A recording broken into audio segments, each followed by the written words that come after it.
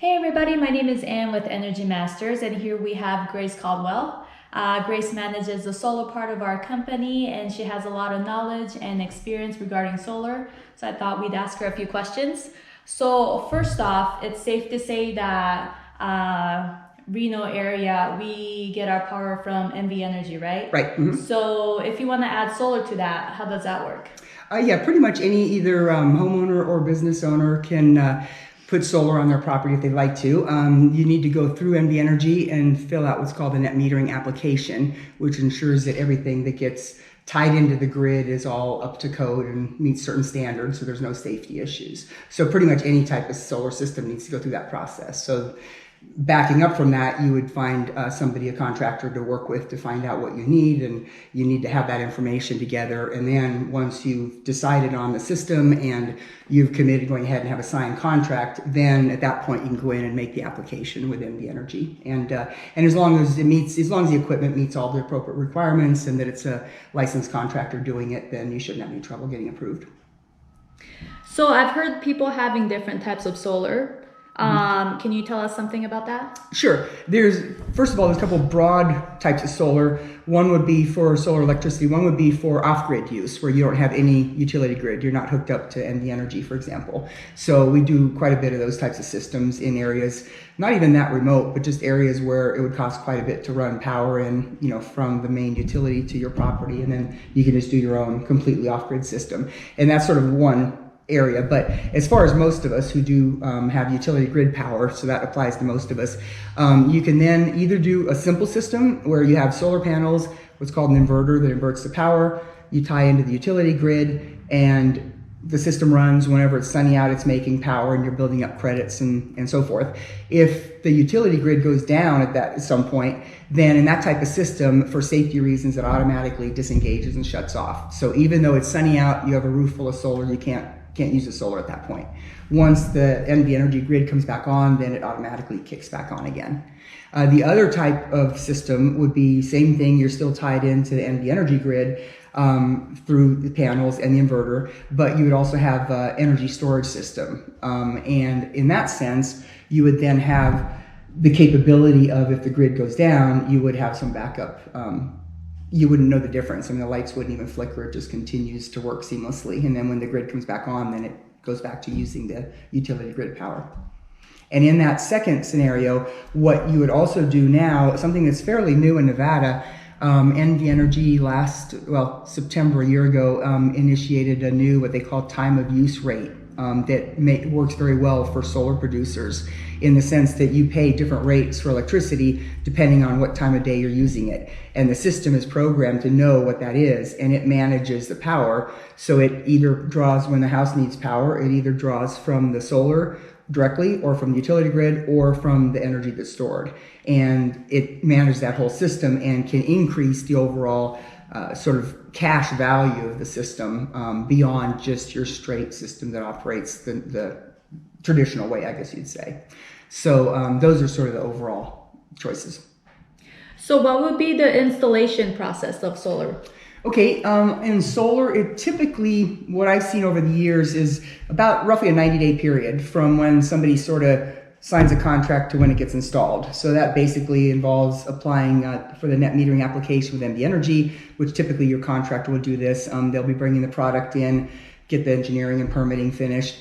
Then at the end of that period, the actual installation for solar is really kind of nice compared to a lot of other work that can be done on homes, because most of it's done externally. I mean, you're either on the roof or you're outside doing a ground mount installation. Right. And then we need to tie into wherever the NV Energy main meter is, which is also outside, of course. So, and typically it's very hard to say, of course, depending on the size of the system, but for a normal residential system, you might be on site 3 to 5 days is kind of an average time frame. So pretty quick.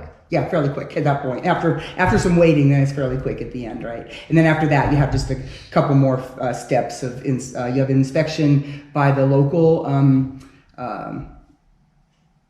either building inspectors for the city or the county, and then following that, then NV Energy comes in and inspects to make sure everything works from their net metering standards. So from what you're telling me, it sounds like there's two systems that you can get for solar system. So what would be like the price range for those two?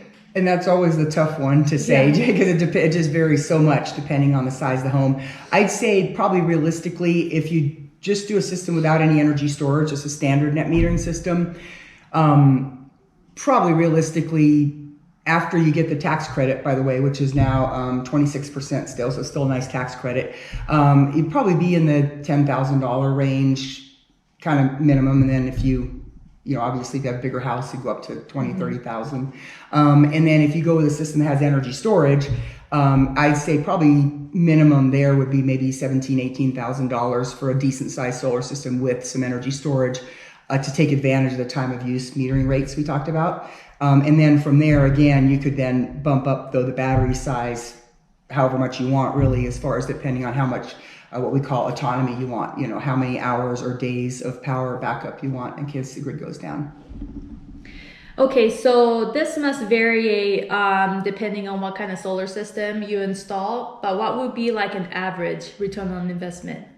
Yeah, kind of in general, you're right, it does vary quite a bit depending on how complicated they are and that type of thing. But if it's a typical net metered system, let's say it was net cost of $20,000 to you, and if it's giving you, say, $1,200 a year of electricity, probably doing more than that, but let's just say $1,200 a year of electricity savings, so to speak, that's essentially a 6% return on investment, which is nice, especially in the sense that it's not being taxed. So it's basically tax-free money versus, for example, if you had a $20,000 CD and if you're getting, say, 2% on that from the bank, that's going to be $400 a year. So in that sense, solar, may seem like when you look at the numbers, you say, well, gosh, it'll take a long time, with what I'm paying per month for my power bill for it to pay off. But if you look at it in terms of a return on investment and a long-term investment, then it's very financially doable these days, much more so than in the past. Okay. So lastly, what are some of the rebates or tax credit that people can take advantage of? Right. There's a really good federal tax credit. So it's not a deduction. It's actual like cash you can take off your tax bill. And that is 26%. And I believe that's for the next couple of years now. So it's starting in 2020 for, I think, 2 or 3 years. It's at 26%. And then it steps down gradually over the years. The other one, there aren't any rebates for the solar itself anymore. There were for many years, for 15 years, I guess, 16 years.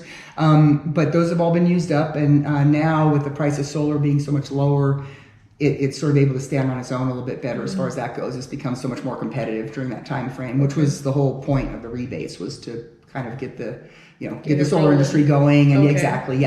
So now, though, there are rebates for the energy storage systems, which are basically lithium batteries, and they vary. It's around $2,000 per battery. So that is available as well. So both of those things bring down the cost of the system, quite a bit. And then also, if you have a business, and then you get into, you should talk to your tax preparer, tax advisor, but then you can get into accelerated depreciation. Solar qualifies for that, and that type of thing. So there's some other advantages for that.